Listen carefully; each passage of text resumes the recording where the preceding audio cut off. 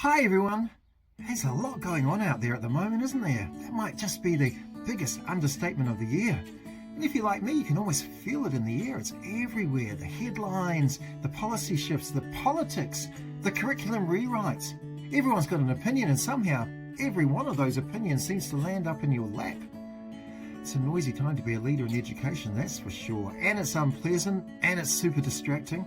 Some days it feels like trying to teach a full class during a fire drill. You're keeping the calm face, giving clear instructions, pretending you're fine, all while wondering if anyone else can smell the smoke. And yet, this is where courage lives, if you ask me. I'm not talking about the movie style, running into the burning building kind of courage, but the quieter, steadier stuff that keeps showing up when the world outside is super wobbly.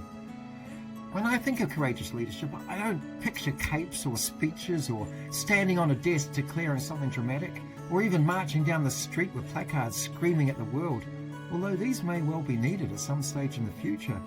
Instead, I picture the principal who's still out at the gate every morning, greeting kids with a smile, even when they've just read a less than flattering email about education in the news. I picture the deputy who makes time to check in on a teacher who's struggling, even though their own to-do list is longer than the queue at the staff photocopier 5 minutes before school starts. And I picture the leader who still makes decisions grounded in values, not in fear or misguided ideological tomfoolery, even when the fear is the easier option. That's actually courage, isn't it? Courage in leadership doesn't mean you're not scared or tired or second-guessing yourself or third-guessing someone wearing a suit talking about curriculum change. It just means you act anyway because the purpose, your purpose, is bigger than the pressure. Once I was sitting in a particularly lively community meeting, you know the type. Lots of opinions, very few solutions, and I was trying to stay calm, nodding thoughtfully when someone leaned forward and said, "So what are you going to do about it, Steve?" And I thought, well, first of all, I'm going to breathe so that I don't say something career limiting. And then I did what most school leaders do best. I just smiled, found the common ground and steered it back to the kids. That's leadership courage in real life, keeping your head while everyone else is losing theirs. And also not saying the first thing that comes to mind. That's actually pretty key too. The truth is, education has always existed in some kind of turmoil. Policy changes, funding battles, shifting expectations. It's part of the landscape. But the schools that actually thrive are led by people who refuse to let the noise outside drown out the goodness inside, with extra emphasis on the goodness inside. Courageous leaders stay grounded and purposely. They focus on what they can control, relationships, learning, culture, and they let the rest pass through like a southerly wind.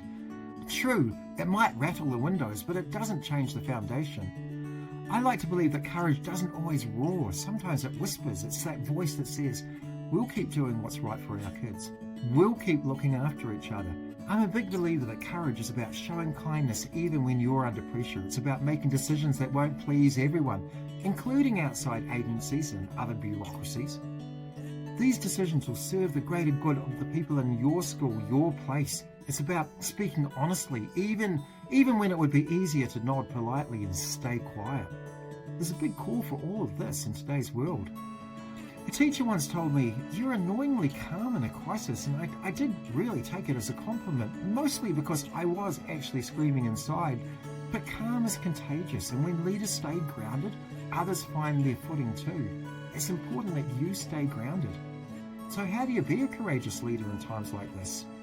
Well, you've got to stay human, and I know that might sound like a cliche, but it's true. So you've got to recognize that you are human, that you are fallible, that you might make mistakes, that you'll be stressed out by things, and that you don't have control over everything. And you've got to keep perspective. Good times come, good times go, and so do bad things, even in times of political fear-mongering. And you've got to find small moments of joy and humour, because laughing in the face of bureaucracy is actually a basic survival skill. And you've got to remind your team that courage isn't actually about certainty. It's never been about certainty. It's about continuing together, even when things feel uncertain. Education's a long game. The political noise will shift, the policies will change, but what stays constant is the courage of leaders who care deeply, keep showing up, and keep choosing optimism, or this new term that I heard the other day, possibilism. Not because it's easy, but because it's possible, and because it's necessary.